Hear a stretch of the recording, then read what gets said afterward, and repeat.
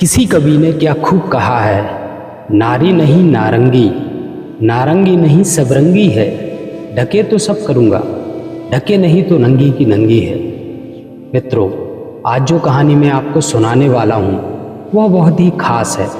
यह कहानी है त्रिया चरित्र की। जो भी मनुष्य इस कहानी को पूरा सुनता है वह कभी भी अपने जीवन में धोखा नहीं खाता। इस कहानी को सुनकर आप अपने जीवन में कई बदलाव ला सकते हैं।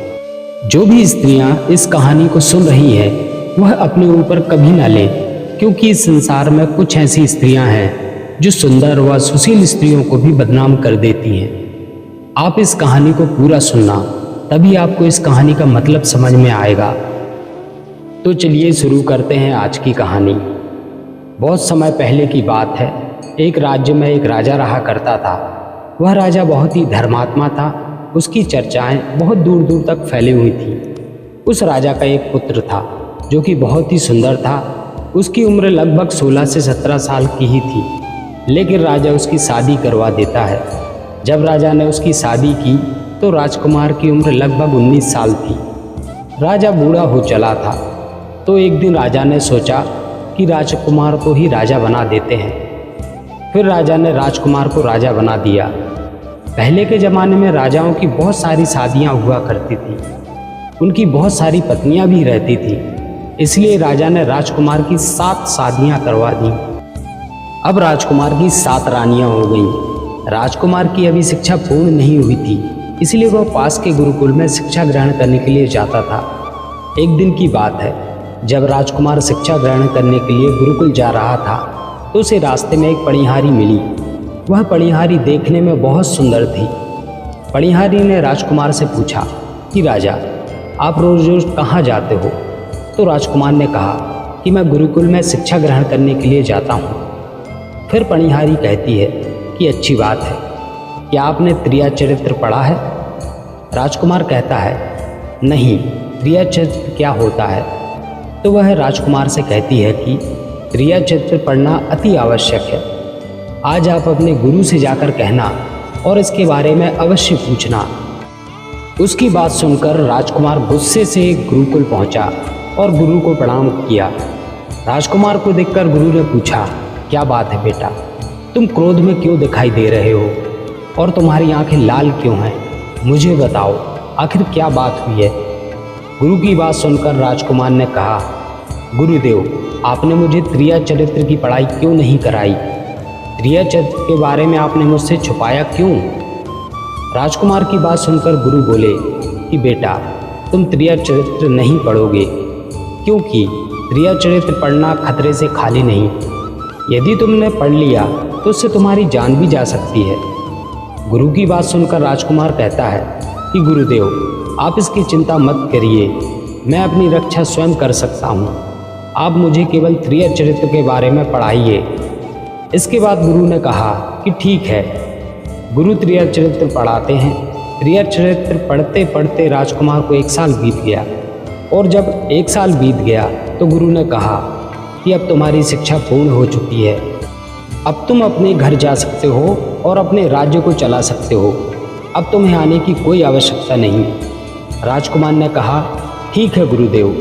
राजकुमार जैसे ही जाने लगा तो गुरुजी ने उसे रोका और उसे कहते हैं कि बेटा, मैं तुम्हें एक ऐसा गुटखा देता हूँ जिसे तुम जब भी अपने कान में लगाओगे तो तुम्हें कोई भी पहचान नहीं पाएगा और तुम उसे पहचान लोगे। फिर गुरु राजकुमार से कहते हैं, आज रात तुम अपने महल से करीबन 12 बजे निकलना और जंगल की तरफ पूर्व दिशा में जाना। इस बात का ध्यान रखना कि जब भी तुम पूर्व दिशा की ओर जाओ तो अपने कान में इस गुटके को पहन लेना और वहीं पर खड़े हो जाना। इसके बाद में राजकुमार गुरु से कहता है कि ठीक है गुरुदेव, मैं वैसा ही करूँगा। वह गुटका लेकर महल की तरफ आ जाता है। जब रात के 12 बज जाते हैं और राजकुमार की 7 पत्नियां सो जाती हैं तो वह आधी रात के समय अपने हाथ में गुटका लेकर जंगल की तरफ चल देता है। फिर जंगल में पूर्व दिशा की ओर जाता है और वहाँ जाकर अपने कान में गुटका लगा लेता है और वहीं पर खड़ा हो जाता है और देखने लगता है। तो उसने देखा एक महिला आधी रात में भोजन की थाली लेकर कहाँ जा रही थी। जब उसे ध्यान से देखता है तो कहता है कि यह तो वही पनिहारिन है जिसने मुझे त्रिया चरित्र पढ़ने को कहा था, लेकिन यह आधी रात को भोजन की थाल लेकर कहाँ जा रही है। उस जंगल में एक साधु अपनी कुटिया बनाकर रहा करते थे और वह साधु जादूगर भी था। पणिहारिन ने जब राजकुमार को देखा तो पणिहारिन उसे पहचान नहीं पाई, क्योंकि राजकुमार ने अपने कान में गुटका लगा रखा था। लेकिन राजकुमार पणिहारिन को पहचान चुका था। राजकुमार अपने मन में सोचता है कि चलो पीछा करते हैं, आखिर यह आधी रात को भोजन की थाल लेकर कहाँ जा रही है और क्यों जा रही है। इसके बाद राजकुमार पणिहारिन का पीछा करने लगता है और छुपता छुपाता उसके पीछे पीछे चलने लगता है। पणिहारिन जंगल में रह रहे उस साधु के पास पहुंचती है। उस साधु के पास एक जादुई पोटली थी, क्योंकि वह साधु जादूगर भी था। राजकुमार की पणिहारिन के पीछे पीछे उस साधु की कुटिया तक पहुंच जाता है और देखता है कि पणिहारिन साधु के पास जाती है और उन्हें प्रणाम कर वहीं बैठ जाती है। इसके बाद साधु पणिहारिन से कहता है कि अरे पणिहारिन, पहले तो मुझे यह बताओ कि आज तुम्हें यहाँ आने में देर कैसे हो गई। तो पणिहारिन हाथ जोड़कर उनसे कहती है कि स्वामी, मेरा गौना हो चुका है, मेरे पति मुझे लेने के लिए आए हैं और मुझे कल लेकर चले जाएंगे, इसलिए मुझे उन्हें सुलाने में थोड़ी देर हो गई, इसी वजह से मुझे आने में देर हो गई। जब साधु ने यह बात सुनी कि पणिहारिन का विवाह हो चुका है, उसका पति उसे लेने आया है, तो वह साधु पणिहारिन से कहता है, इसका मतलब तो यह है कि तुम अपने पति के साथ जाना चाहती हो, तो हमारे पास क्यों आई, चली जाओ उसी के साथ। पणिहारिन कहती है कि मैं आपके बिना नहीं जी सकती। तब साधु कहता है, तो उसके लिए तुम्हें एक काम करना होगा। इसके बाद साधु अपने झोले से एक चाकू निकालता है और प्यार से कहता है कि तुम्हें अपने पति को मारना होगा, और चाकू देते हुए उससे कहता है, यह लो, अपने पति की गर्दन काटकर मेरे पास ले आओ। उसके बाद मैं तुमसे विवाह करूंगा, तुम्हें अपनी पत्नी बनाऊंगा। इसके बाद पणिहारिन बिना कुछ सोचे समझे वह चाकू ले लेती है और दौड़ते हुए अपने घर जाती है और घर जाकर अपने सोते हुए पति की गर्दन काट लेती है और उसकी गर्दन को लेकर साधु के पास आती है। वह राजकुमार पणिहारी का यह सब कारनामा देख रहा था। जब साधु ने देखा कि वह अपने पति को मारकर उसकी गर्दन लेकर यहाँ आ गई है, तो साधु को बहुत गुस्सा आया और साधु ने उसको लात मारी और कहा, भाग जा यहाँ से। जब तू अपने पति की नहीं, जिसके साथ तूने 7 फेरे लिए हैं, तो मेरी क्या खाक होगी। मेरी नज़रों के सामने से हट जा और चली जा यहाँ से। अगर दोबारा यहाँ आई तो मैं तुझे जीवित नहीं छोड़ूंगा। साधु की बात सुनकर पणिहारी के पैरों तले जमीन खिसक गई। उसने सोचा कि मैंने तो इसके कहने पर अपने पति को मार डाला। इसने जो जो मुझसे कहा मैंने वह सब किया और यही मुझे धक्के मारकर यहाँ से भगा रहा है। इसके बाद वह अपने पति की कटी हुई गर्दन लेकर वापस अपने घर लौट आई और चारपाई के पास बैठकर अपने पति की कटी हुई गर्दन को जोड़ दिया। और जब सवेरा हुआ तो जोर जोर से रोने लगी, चिल्लाने लगी, कहने लगी, किसी ने मेरे पति की हत्या कर दी, ताकि गांव वालों को लगे कि उसे कुछ पता ही नहीं। लेकिन उस पणिहारिन का सारा कारनामा राजकुमार देख चुके थे। पणिहारिन के रोने की, चिल्लाने की आवाज़ सुनकर सारे गांव वाले इकट्ठा हो जाते हैं और दाह संस्कार के लिए उसके पति की लाश को लेकर गांव के बाहर जाते हैं। और वह पणिहारिन भी अपने पति की लाश के पीछे रोती हुई भागती चिल्लाती रहती है और शमशान पहुंच जाती है और वहां जाकर कहती है कि मैं भी सती बनूंगी, क्योंकि जब मेरे पति ही नहीं रहे तो मैं जीकर क्या करूंगी। मैं भी उनके साथ सती होना चाहती हूँ। राजकुमार को उसकी बातें सुनकर हंसी आती है और राजकुमार कहने लगता है कि त्रिया चरित्र जाने ना कोई, और कसम मारकर सती हुई। राजकुमार की बातें और कोई नहीं समझता, लेकिन वह पणिहारिन समझ जाती है और राजकुमार से कहती है कि मुझे पता है राजकुमार, तुम मेरे बारे में ही कह रहे हो, लेकिन मैं सती होऊंगी। लेकिन जाते जाते मैं आपको एक बात बताना चाहती हूँ। राजकुमार कहता है कि बताओ। तब पणिहारिन कहती है कि राजा साहब, जब भी आप चटाई पर बैठें तो चटाई को झाड़ कर बैठना। राजकुमार कहता है कि मैं एक राजा हूँ और मुझे चटाई पर बैठने की नौबत ही नहीं आएगी। तब पणिहारिन कहती है कि जब भी आपको नौबत आए तो आप चटाई को झाड़ देना। राजकुमार कहता है कि चलो ठीक है। इतना कहकर वे पनिहारिन को अपने पति के साथ सती होने देते हैं और राजकुमार उनका अंतिम संस्कार करवाकर अपने घर आ जाता है।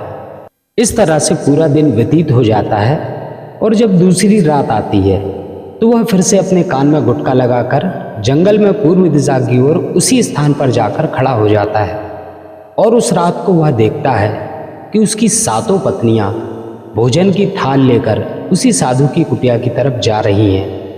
जैसे राजकुमार अपनी 7 पत्नियों को देखता है तो उसके पैरों तले जमीन खिसक जाती है। राजकुमार अपने मन ही मन सोचता है कि यह क्या चक्कर है, आखिर मुझ में, मेरे राज्य में ऐसी क्या कमी है जो मेरी पत्नियां भी उस साधु के पास जा रही हैं। तभी उनमें से एक रानी राजकुमार को देख लेती है, लेकिन वह 7 रानी अपने पति राजकुमार को नहीं पहचान पाती हैं क्योंकि राजकुमार ने अपने कानों में गुटका लगा रखा था। तभी उनमें से एक रानी बोली, अरे लड़के, तू इतनी रात में यहाँ क्यों खड़ा है? चल हमारी थाल लेकर उस कुटिया तक पहुँचा दे। बिना सोचे समझे राजकुमार ने थाली अपने हाथों में ली और अपनी रानियों के साथ कुटिया की तरफ चल पड़ा। जब 7 रानियां राजकुमार के साथ साधु की कुटिया में पहुंची तो राजकुमार चुपचाप उनके साथ खड़ा हो जाता है और यह सब देखना चाहता था कि आखिर उसमें क्या नहीं है जो साधु में है। वह राजकुमार सब कुछ जानना चाहता था, लेकिन जब साधु ने राजकुमार को देखा तो रानियों से पूछा कि यह कौन है। तब रानियों ने कहा कि स्वामी, यह बालक हमें रास्ते में मिला है, इसने हमारी सहायता की है तो हम इसको अपने साथ ले आए।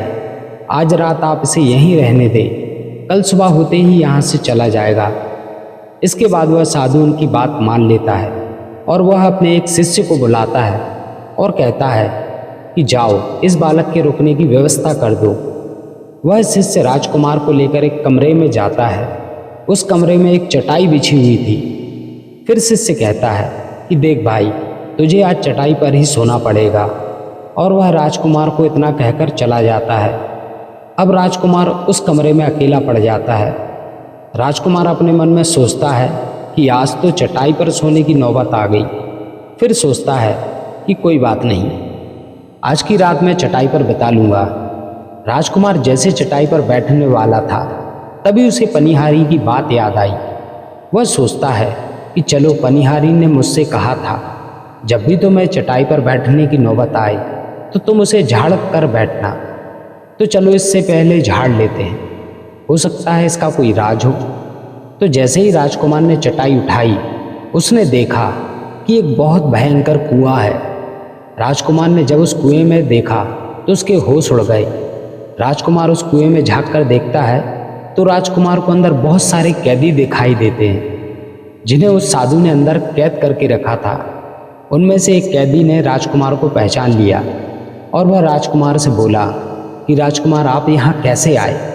तब राजकुमार बोला, धीरे बोलो, अगर किसी ने सुन लिया तो पोल खुल जाएगी।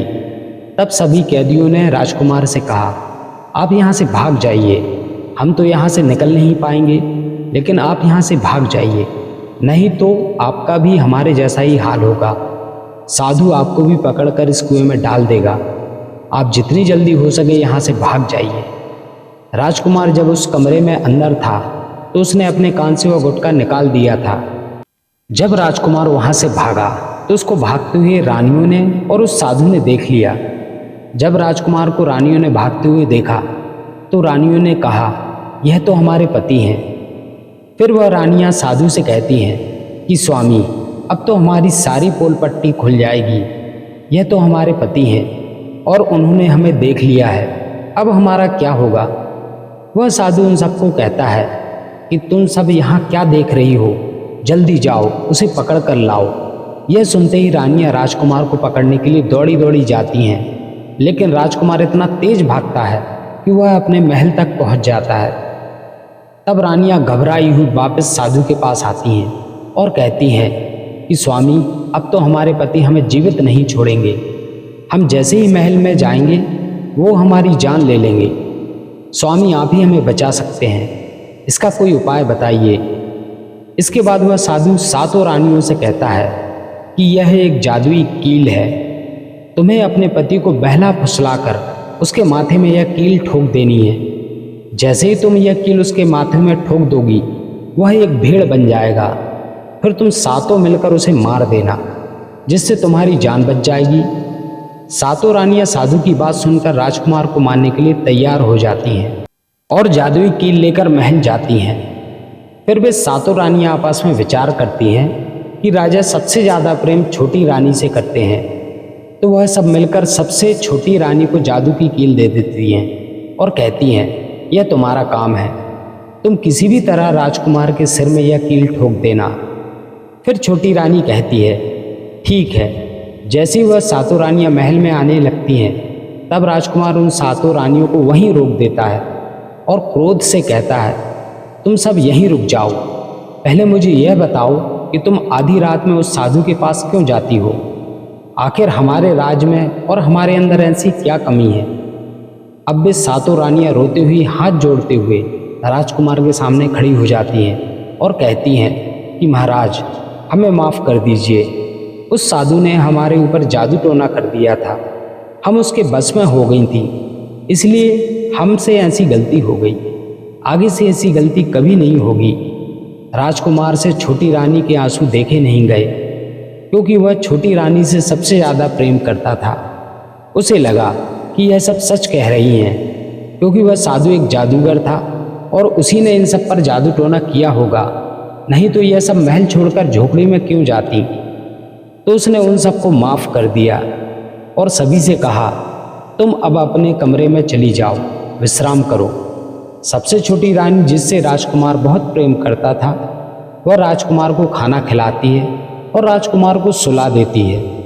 जब राजकुमार गहरी नींद में सो जाता है, तो वह 6 रानियां भी वहां आ जाती हैं और सबसे छोटी रानी वह जादुई कील निकालती है और राजकुमार के सिर में ठोक देती है। छोटी रानी जैसे ही कील ठोकती है, राजकुमार हड़बड़ाकर उठ जाता है, लेकिन जब तक वह कील काम कर जाती है और राजकुमार भेड़ बन जाता है। राजकुमार में इतनी शक्ति नहीं थी कि रानियों का मुकाबला कर सके। वे सातों राजकुमार को मारने के लिए उसे पकड़ने लगती हैं, लेकिन राजकुमार हिम्मत नहीं हारता और वह महल की खिड़की से कूदकर भाग जाता है और भागते भागते अपने गुरु के पास पहुंचता है और वहां जाकर गुरु से कहता है, गुरुदेव, मुझे माफ़ कर दीजिए, मेरी जान बचाइए, नहीं तो मैं मर जाऊंगा। तब गुरु उससे कहते हैं, मैंने तुमसे पहले ही कहा था कि तुम त्रिया चरित्र मत पढ़ो, इससे तुम्हारी जान भी जा सकती है, लेकिन तुमने मेरी बात नहीं मानी, अब भुगतो। इसके बाद वह राजकुमार गुरुदेव से कहता है कि हे गुरुदेव, मुझे माफ़ कर दीजिए और जल्दी से मेरी जान बचाइए। मेरी पत्नी ने मेरे सिर में यह जादू की कील ठोक दी है, जिसकी वजह से मैं भेड़ बन चुका हूँ। गुरुदेव राजकुमार की तरफ ध्यान से देखते हैं और कहते हैं कि यह तो वही चीज़ है जो साधु ने दी है, अब तो मैं तुम्हें नहीं बचा सकता। राजकुमार कहता है कि नहीं गुरुदेव, ऐसा मत कहिए, मैं आपका शिष्य हूँ, आपका कर्तव्य है मेरी जान बचाना। तब गुरुदेव उससे कहते हैं कि मैं तुम्हें बचा तो नहीं सकता, लेकिन मेरे पास एक उपाय है। तब राजकुमार गुरु से कहते हैं कि क्या उपाय है गुरुदेव? गुरुदेव कहते हैं कि मैं तुम्हें तोता बना सकता हूँ, और जब तुम तोता बन जाओगे तो सुखपाल राजा की राज में चले जाना और वहीं रहना, क्योंकि वहाँ पर उस साधु का जादू काम नहीं करता। राजकुमार गुरु से कहते हैं, ठीक है गुरुदेव, आप मुझे तोता बना दीजिए। फिर गुरुदेव उसे तोता बना देते हैं। तोता बनने के बाद राजकुमार वहाँ से उड़कर सुखपाल राजा के राज्य में चला जाता है, जहाँ पर बहुत सारे तोते पहले से रहा करते थे, और वह भी उन तोतों में जाकर रहने लगा। इधर जब उन सातों रानियों को राजकुमार नहीं मिलता है, तो वह दौड़ी दौड़ी साधु के पास जाती हैं और उसे जाकर बोलती हैं, स्वामी, राजकुमार तो भाग गया, आप अपनी जादुई पोटली निकालिए और देखिए कि वह कहाँ है। फिर साधु बाबा अपनी जादुई पोटली निकालते हैं और उनसे कहते हैं, राजकुमार तो तोता बन चुका है और वह सुखपाल राजा के राज्य में है। इसके बाद साधु रानियों से कहता है, अब तुम ऐसा काम करो, अपने राज्य में जाकर घोषणा कर दो कि जो व्यक्ति तोता पकड़ कर लाएगा उसे 5 सोने के सिक्के मिलेंगे, जिससे लोग तोता पकड़ कर लाएंगे और तुम उन्हें मार देना। इसमें तुम्हारा पति भी आ जाएगा। साधु की बात सुनकर सातों रानी अपने महल जाती हैं और यह घोषणा कर देती हैं कि जो भी व्यक्ति तोता पकड़कर लाएगा उसे 5 सोने के सिक्के मिलेंगे। इसके बाद नगर के जितने भी बहेलिए थे वह सभी तोते पकड़ने में लग गए। वह तोते पकड़कर लाते, रानी को देते, 5 सोने के सिक्के लेते और चले जाते। रानी उन सभी तोतों को मार देती। ऐसा ही धीरे धीरे बहुत समय निकल गया। राजकुमार जहाँ गया था उसने उन सभी तोतों से अच्छी अच्छी बातें की, अच्छा अच्छा ज्ञान दिया, जिससे सभी तोते राजकुमार को पसंद करने लगे और उसे अपना गुरु मान लिया। लेकिन फिर एक बहेलिया तोता पकड़ता हुआ सुखपाल राजा के राज्य पहुंचा और उसी पेड़ के नीचे जाकर खड़ा हो गया जहां पर राजकुमार तोता बनकर रहा करता था। जब उस बहेलिये ने इतने सारे तोते देखे तो वह मन ही मन सोचने लगा, यदि मैं इतने सारे तोते पकड़कर रानी के पास ले जाऊंगा तो मुझे बहुत सारा धन मिलेगा। लेकिन फिर उसने सोचा, इतने सारे तोते आखिर पकड़ूंगा कैसे। लेकिन जिस पेड़ पर वह तोते रहा करते थे वह पेड़ गोंद वाला था।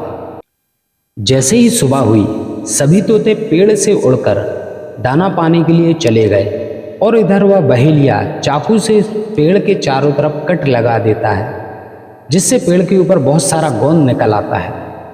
पेड़ के चारों तरफ गोंद ही गोंद हो चुका था। फिर वह बहेलिया सोचता है कि जब वह सारे तोते आएंगे तो वह सभी इस पेड़ से चिपक जाएंगे और मैं उनको आसानी से पकड़ लूँगा। इसके बाद वह बहेलिया वहीं छिपकर बैठ जाता है। सभी तोते जब वापस आते हैं तो जैसे वे पेड़ पर बैठते हैं तो सारे के सारे चिपक जाते हैं और उनमें वह राजकुमार भी चिपक जाता है, क्योंकि पूरी पेड़ में गोंद ही गोंद लगा हुआ था। इस वजह से सारे तोते परेशान हो गए और राजकुमार तोते से कहने लगे कि अब आप ही हमें बचा सकते हैं इस मुसीबत से, आप हमें बाहर निकाल सकते हैं। कुछ सोचिए और हमें इस मुसीबत से बाहर निकालिए। फिर राजकुमार सोच समझकर उन सभी तोतों से कहता है कि तुम चिंता मत करो, जब वह बहेलिया आए तुम सभी ऐसा करना कि उल्टा लटक जाना, जिससे उससे लगेगा कि सारे तोते मर चुके हैं, और जब वह हम सबको छुड़ाकर नीचे फेंके तब हम सब एक साथ उड़ जाएंगे और हमारी जान बच जाएगी। इसके बाद जब बहेलिया उन्हें पकड़ने आता है तो सभी तोते ऐसी स्थिति में लटक जाते हैं, उसको लगता है कि सभी मर चुके हैं। जब उस बहेलिये ने उन सभी तोतों को देखा तो उसने सोचा, अरे यह क्या हो गया, यह तो सारे तोते मर गए, अब मुझे सोने के सिक्के कैसे मिलेंगे। फिर बहेलिये ने सोचा, चलो उनको छुड़ा तो देते ही हैं, इतना उपकार तो इन पर कर ही देते हैं। इसके बाद बहेलिया पेड़ पर चढ़ा और उसने एक एक करके सभी तोतों को गोंद से छुड़ाकर नीचे फेंकना शुरू कर दिया। बहेली ने सभी तोते छुड़ाकर नीचे फेंक दिए, लेकिन राजकुमार तोता वहीं रह गया और नीचे जितने भी तोते थे वे सभी उड़कर भाग गए। तब बहेली ने सोचा, अरे यह क्या, इस पेड़ पर तो एक ही तोता बचा है और वह भी मरा हुआ, लेकिन बाकी तोते तो मरे हुए थे, वह कैसे उड़ गए। तब बहेलियों को समझ में आया, इन्होंने मेरे साथ धोखा किया है। फिर बहेली ने तोता राजकुमार से कहा, यह सब तुम लोगों की चाल थी, चलो अब मैं तुम्हें लेकर जाऊंगा और रानी के हाथ बेच दूंगा और मुझे 5 सोने के सिक्के मिल जाएंगे। फिर बहेलिया तोता राजकुमार को पकड़कर रानी के पास बेचने के लिए निकल जाता है। जब रास्ते में तोता राजकुमार उस बहेलिये से कहता है कि तुम मुझे पकड़कर कहाँ ले जा रहे हो, तो बहेलिया कहता है, मैं तुम्हें बेचने के लिए रानी के पास ले जा रहा हूँ। अगर मैं तुम्हें वहाँ बेचूंगा तो मुझे सोने के 5 सिक्के मिलेंगे। फिर तोता राजकुमार कहता है कि यदि मैं तुम्हें 5000 सोने के सिक्के दिलवाऊं तो क्या तुम मुझे फिर भी रानी के पास बेचोगे। बहेलिया बोला कि मुझे तो बेचना है, लेकिन तुम मुझे 5000 सोने के सिक्के कैसे दिलवाओगे। तो तोता कहता है कि राजा सुखपाल के यहाँ एक बहुत बड़ा मेला लगता है, तुम मुझे उसी में बेच देना और मैं अपना मूल्य स्वयं ही बताऊंगा। वह बहेलिया तोते की बात मानकर उसे उस मेले में बेचने के लिए निकल जाता है। राजा सुखपाल के राज्य का यह नियम था कि अगर किसी व्यक्ति का सामान शाम तक नहीं बिकता तो राजा स्वयं आकर उसे खरीद लेते थे। बहेलिया तोता राजकुमार को लेकर मेले में जाता है और जब भी कोई व्यक्ति उसका मोल भाव करता और कहता भाई यह तोता कितने का दिया, तो बहेलिया उनसे कह देता यह तोता अपना मोल स्वयं बताएगा। और तोता अपना मोल इतना बता देता था कि कोई उस तोते को खरीद नहीं पा रहा था। ऐसा करते करते शाम हो गई। सब दुकान वालों का सामान बिक चुका था। सब अपने अपने घर जा चुके थे। बस बहेलिया ही बचा था जिसके पास वह तोता रह गया था।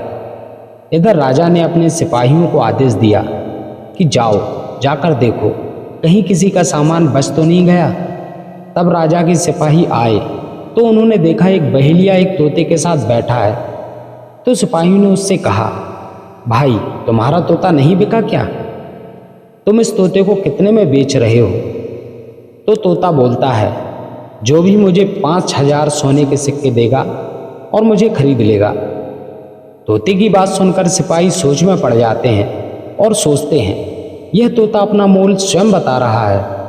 यह सारी बातें जाकर राजा से कह देते हैं।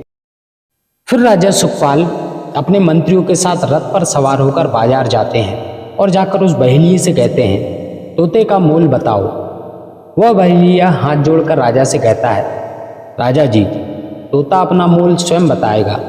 इसके बाद राजा तोते से उसका मोल पूछते हैं तो तोता उनसे कहता है राजा जी जो भी मुझे 5000 सोने के सिक्के देगा वह मुझे खरीद पाएगा। राजा अपने सिपाहियों से कहकर 5000 सोने के सिक्के मंगवाता है और उस बहेलियों को दे देता है और तोते को लेकर अपने महल पहुंच जाता है। तोता तो समझदार था और राजा को भी अच्छी अच्छी ज्ञान की बातें बतलाता था। जब भी राजा पर कोई संकट आता था तो वह उसे अगवा कर देता था। यह बात राजा को बहुत पसंद आई। वह तोते से बहुत प्रेम करने लगे।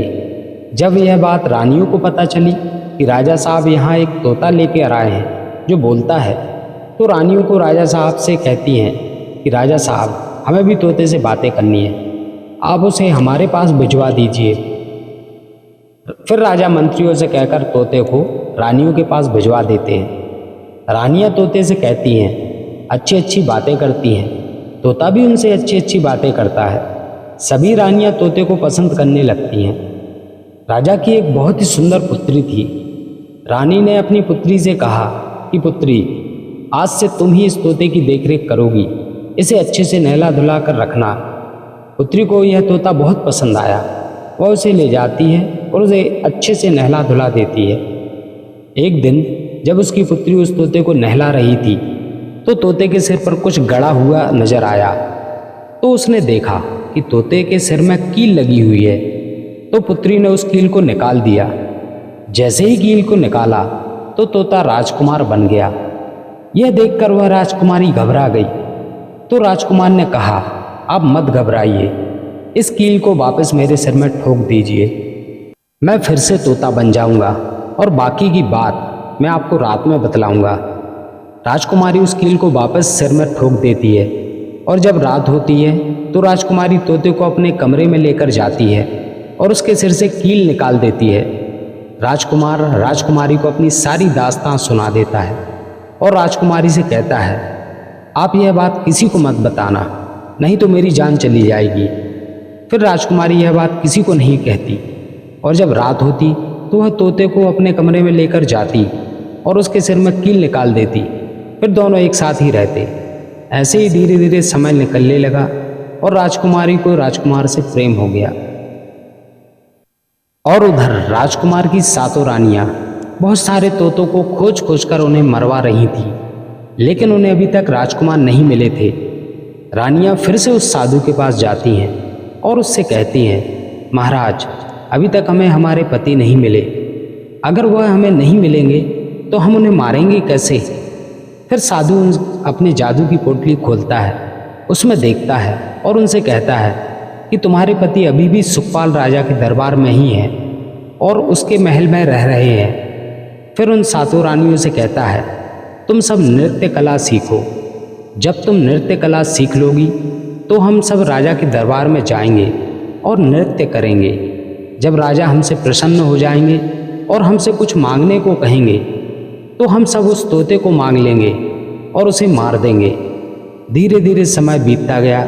साधु तबला बजाता और रानियां नृत्य करती। और रानियां नृत्य सीख लेती हैं। अब साधु और रानियां भेष बदलकर राजा सुखपाल के दरबार में चले जाते हैं। राजा सुखपाल उन्हें अपने दरबार में देखकर उनसे पूछते हैं कि आप लोग कौन हैं। तो वह साधु उनसे कहता है, हम सब नृत्य कला वाले हैं और हम आपको अपना नृत्य दिखाना चाहते हैं। राजा सुखपाल को भी गाना बजाना बहुत पसंद था, इसलिए वह कहता है, ठीक है, दिखाइए। फिर वह साधु गाना बजाना शुरू करता है और रानियां नृत्य करती हैं। उधर जब यह गाना बजाने की आवाज़ तोता सुनता है तो वह समझ जाता है कि साधु सातों रानियों को लेकर उसे पकड़ने आया है। जब रात हो जाती है तो राजकुमारी तोते को अपने कमरे में लेकर जाती है और तोता राजकुमारी से सारी बातें कह देता है और उससे कहता है, राजकुमारी, यह जो साधु गाने बजाने आया है यह अपने नाच गाने से राजा को प्रसन्न करके मुझे मांग लेगा और मुझे मार देगा। इसलिए अगर राजा मुझे मांगने आए तो आप मुझे मत देना, कह देना मैं तोता नहीं दूंगी। अगर राजा फिर भी जिद करें तो आप इस पिंजरे को फेंक देना, मैं अपने बचने का रास्ता स्वयं खोज लूँगा। इधर रात भर गाना बजता रहा। उसके नाच गाने से राजा प्रसन्न हो जाते हैं और उनसे कहते हैं, मांगो, तुम्हें क्या चाहिए। तो वह साधु राजा से कहता है, हमें वह तोता दे दीजिए जो आपने कुछ दिनों पहले खरीदा था। साधु की बात सुनकर राजा अपने मंत्री से कहता है कि जाओ उस तोते को लेकर आओ। मंत्री राजकुमारी के पास जाता है और तोता मांगता है, लेकिन राजकुमारी तोता देने से मना कर देती है। तो राजा स्वयं तोता को लेने के लिए राजकुमारी के पास आते हैं, लेकिन राजकुमारी राजा को भी तोता देने से मना कर देती है। लेकिन जब राजा नहीं मानते हैं तो राजकुमारी गुस्से में आकर पिंजरे को फेंक देती है। जैसी वह पिंजरे को फेंकती है वह पिंजरा टूट जाता है और वह तोता एक सरसों का दाना बन जाता है। यह देखकर साधु तुरंत एक कबूतर बन जाता है और उस दाने को चुगने लगता है, लेकिन वह दाना फिसलकर नाली में गिर जाता है और नाली में बहने की वजह से वह बाज बन जाता है। फिर वह बाज तुरंत वहाँ से उड़ता है और झपटकर कबूतर को मार देता है और उस साधु की मृत्यु हो जाती है। राजा यह सब देखकर चकित हो जाता है। वह बाज उस कबूतर को मारकर फिर से तोता बन जाता है। फिर राजकुमारी तोते के सिर से कील निकाल देती है। कील निकालने के बाद वह तोता फिर एक सुंदर राजकुमार बन जाता है। फिर वह राजकुमारी अपने पिता को सारी बात बतला देती है। राजकुमार राजा से कहता है, मैं आपकी पुत्री से प्रेम करता हूँ और मैं इससे शादी करना चाहता हूँ। राजा अपनी पुत्री से पूछते हैं कि पुत्री, क्या तुम भी इनसे शादी करना चाहती हो। तो राजकुमारी कहती है, हाँ पिताजी, मैं भी इनसे शादी करना चाहती हूँ। फिर राजा उन दोनों की धूमधाम से शादी करवा देता है और वह राजकुमार राजकुमारी को लेकर अपने महल लौट आता है और महल जाने के बाद अपनी सातों पत्नियों को पकड़कर बंदी खाने में बंद करवा देता है। तो देखा दोस्तों आपने, आज की दुनिया में कोई भी भरोसे के लायक नहीं है, इसलिए जिस पर भी भरोसा करो सोच समझ कर करो। मित्रों, आपको हमारी आज की कहानी कैसी लगी अपने कमेंट के माध्यम से हमें ज़रूर बताएं और वीडियो को लाइक करके हमारे चैनल को सब्सक्राइब जरूर करें।